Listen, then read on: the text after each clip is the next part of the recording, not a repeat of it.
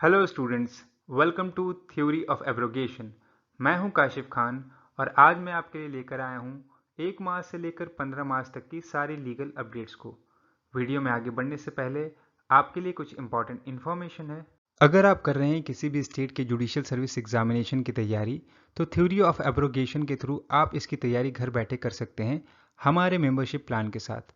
More updates के लिए आप हमारी वेबसाइट को विजिट कर सकते हैं या फिर स्क्रीन पर दिए गए व्हाट्सएप नंबर के थ्रू हमसे कांटेक्ट कर सकते हैं। तो चलिए अब वीडियो को शुरू करते हैं और जानते हैं आज की सारी लीगल अपडेट्स को।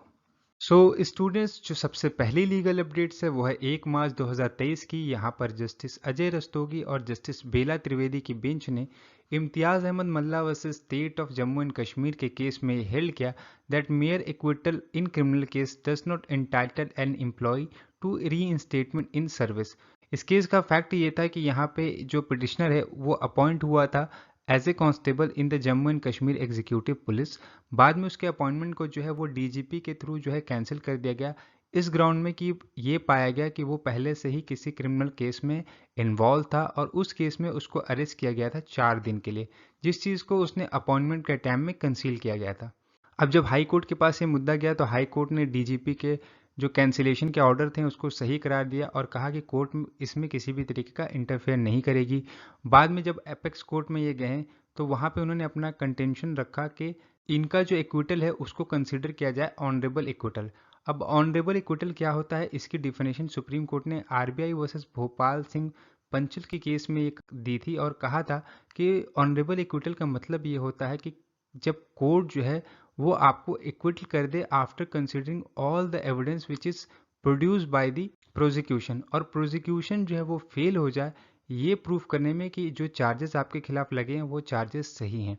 अब ये सारी चीज़ें कंसीडर करने के बाद जो है सुप्रीम कोर्ट ने ये कहा कि अगर कोई पर्सन को एक्विटल कर दिया जाए या उसको डिस्चार्ज कर दिया जाए तो इसका मतलब ये नहीं होगा या इससे ये मतलब नहीं निकाला जाएगा कि वो उस केस में फॉल्सली इन्वॉल्व था या कोई भी क्रिमिनल एंटीसीडेंट नहीं था उसका।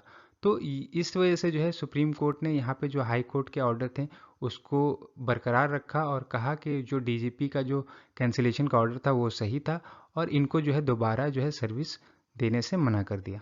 जो नेक्स्ट अपडेट है वो है 3 मार्च 2023 की। ये जो है हमारा अपॉइंटमेंट ऑफ इलेक्शन कमीशन का जो केस चल रहा था उससे रिलेटेड है। यहाँ पर जस्टिस के एम जोसेफ, अजय रस्तोगी, अनिरुद्ध बोस, ऋषिकेश रॉय और सीटी रवि कुमार की कॉन्स्टिट्यूशनल बेंच ने Anoop Barnwal versus union of India का जो केस है उसमें जो है फिर से एक मुद्दा उठाया और ये बात डिस्कस करी कि क्या राइट टू वोट एक फंडामेंटल राइट है या एक कॉन्स्टिट्यूशनल राइट है। तो सबसे पहले इस केस में ही सुप्रीम कोर्ट ने ये कहा था कि जो इलेक्शन कमीशन का अपॉइंटमेंट होगा वो एक कमेटी से होगा और कमेटी कंसिस्ट करेगी prime minister, chief justice of India और लीडर ऑफ अपोजिशन। अब यहीं पर डिस्कशन राइट टू वोट के ऊपर हुआ और बेंच ने ये कहा कि राइट टू वोट जो है एक तरह से कॉन्स्टिट्यूशनल राइट है। यहीं पर अपना कंकरिंग ओपिनियन दिया जस्टिस रस्तोगी ने और उन्होंने कहा कि ये सिर्फ और सिर्फ एक कॉन्स्टिट्यूशनल राइट नहीं है बल्कि ये एक बहुत सारे कंपोनेंट रखता है पार्ट 3 के, जो कि बात करता है फंडामेंटल राइट्स की। और राइट टू वोट लिमिटेड नहीं है आर्टिकल 326 के अंदर सिर्फ और सिर्फ, बल्कि ये जो है बहुत सारी चीज़ों को इंक्लूड करता है जो कि है आर्टिकल 15, 17, 19 और 21 के अंदर दी हुई। जो नेक्स्ट अपडेट है वो है 4 मार्च 2023 की। यहाँ पर जस्टिस अभय एस ओका और जस्टिस राजेंद्र बिंदल की बेंच ने Sarabjit Kaur versus state of Punjab के केस में ये हेल्ड किया that mayor breach of contract can not be basis for criminal case of cheating. Supreme court ने यहाँ पे ये ऑब्जर्व किया कि अगर कोई इंसान किसी के ऊपर ये एलिगेशन लगाता है कि सामने वाले ने अपना प्रॉमिस कंप्लीट नहीं किया, अपना प्रॉमिस पूरा नहीं किया, तो वो किसी भी तरीके से ये ग्राउंड नहीं बनता कि उसके खिलाफ एक क्रिमिनल प्रोसीडिंग इनिशिएट कर दी जाए।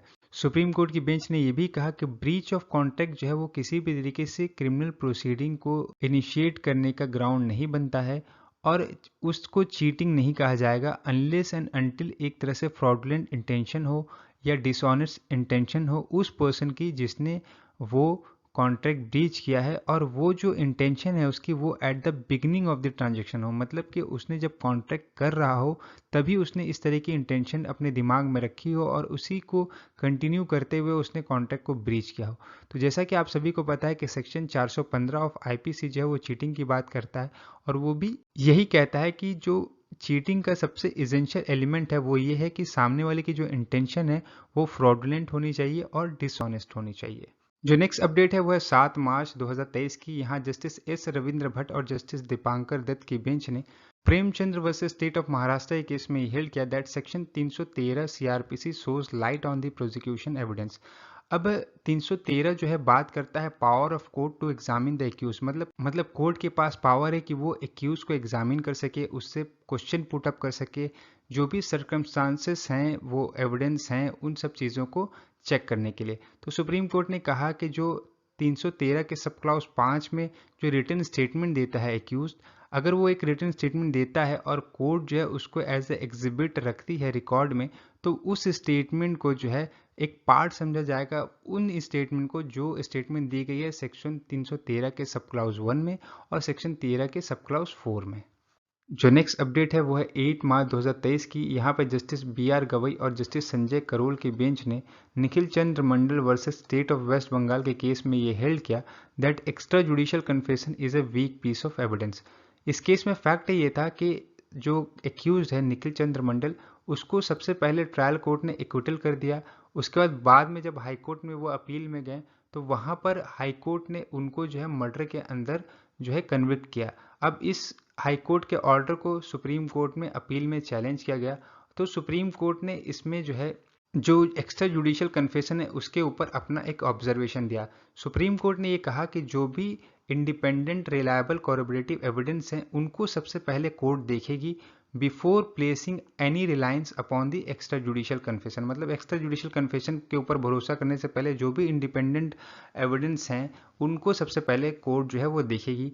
दूसरा, जो भी क्रेडिबिलिटी होती है एक्स्ट्रा जुडिशियल कन्फेशन की वो कम हो जाएगी अगर कोई सराउंडिंग सर्कमस्टांशियल एविडेंस जो है वो डाउटफुल में है। तो मतलब जो भी एविडेंस अदर एविडेंस हैं उनमें अगर डाउटफुल होगा तो जो एक्स्ट्रा जुडिशियल कन्फेशन है वो भी जो है उसकी भी जो वेटेज है वो कम हो जाएगी, उसकी क्रेडिबिलिटी जो है वो डिक्रीज हो जाएगी। फिर यहाँ पे सुप्रीम कोर्ट ने ये भी कहा कि नो डाउट कन्विक्शन जो है वो एक्स्ट्रा जुडिशियल कन्फेशन के बेस्ड पे दिया जा सकता है, लेकिन इसको हमेशा एक weak piece of evidence consider किया जाएगा। जो नेक्स्ट अपडेट है वो है 13 मार्च 2023 की। यहाँ पे chief justice of India D Y. Chandrachud ने Supriyo versus union of India के केस की सुनवाई करते हुए ये कहा कि child adopted by the same sex couple need not be homosexual. अब ये बात इन्होंने क्यों कही, तो ये बात इन्होंने जो है सॉलिसिटर जनरल ऑफ इंडिया के जो स्टेटमेंट है जिनमें उन्होंने कहा था कि जो सेम सेक्स कपल के जो लीगल राइट है उसको पार्लियामेंट कंसिडर करेगी और वो एग्जामिन करेगी कि क्या होगा साइकोलॉजी ऑफ चाइल्ड जिसको दो पेरेंट जो हैं जो कि सेम सेक्स के होंगे, आइदर मैन और आइदर वोमेन, वो जो है उसको अपब्रिंग करेंगे, वो उसकी अपब्रिंगिंग करेंगे। तो इसका जवाब देते हुए जो है क्लेरिफिकेशन देते हुए जो कह लें हम, chief justice of India D Y. Chandrachud ने कहा कि जो भी सेम सेक्स कपल जो है चाइल्ड को अडॉप्ट करेंगे उस चाइल्ड का ज़रूरी नहीं कि वो एक होमोसेक्सुअल बने आगे जाकर। जो आज की लास्ट अपडेट है वो है ये कि बार काउंसिल ऑफ इंडिया ने जो है फॉरेन लॉयर और फॉरेन लॉ फर्म को परमिट कर दिया है इंडिया में प्रैक्टिस करने के लिए। ये जो है इन्होंने अपने एक नोटिफिकेशन को इशू किया है और नोटिफिकेशन का नाम है bar council of India rules for registration and regulation of foreign lawyers and foreign law firm in India 2022। इस रूल के तहत जो है इन्होंने अलाउ किया है फॉरेन लॉयर को और लॉ फर्म को कि वो प्रैक्टिस कर सकें foreign law, divorce, international law और इंटरनेशनल आर्बिट्रेशन मैटर्स पे। अब जो है इस किस किस एरिया में वो प्रैक्टिस करेंगे इसके ऊपर भी इन्होंने कहा है कि जो बार काउंसिल ऑफ इंडिया है वो after consultation with the law ministry जो है वो डिसाइड करती रहेगी अगर ज़रूरत पड़ती है तो। और और यहाँ पे इन्होंने ये भी बात कही है कि ये जो मूव है बार काउंसिल ऑफ इंडिया का वो एक तरह से जो लीगल प्रोफेशन है इंडिया की उसको ग्रो करेगा और आने वाले टाइम में जो भी इंडियन लॉयर हैं उनको एक तरह से बेनिफिट पहुंचाएगा। तो हम देखेंगे कि फ्यूचर में किस तरीके से ये जो इनिशिएटिव है बार काउंसिल ऑफ इंडिया का किस तरीके से जो लीगल प्रोफेशन है इंडिया की उसको बेनिफिट पहुंचाता है और किस तरीके से लॉयर जो हैं इंडिया के उनको बेनिफिट पहुंचाता है। ये थी आज की हमारी लीगल अपडेट्स। आई होप आपको ये सारी अपडेट्स अच्छे से क्लियर हो गई होगी। फिर भी कोई डाउट है तो आप हमें कमेंट बॉक्स में बता सकते हैं, हम आपके डाउट को क्लियर करने की पूरी कोशिश करेंगे। मिलते हैं ऐसी ही अपडेट्स के साथ, तब तक के लिए goodbye and have a great day.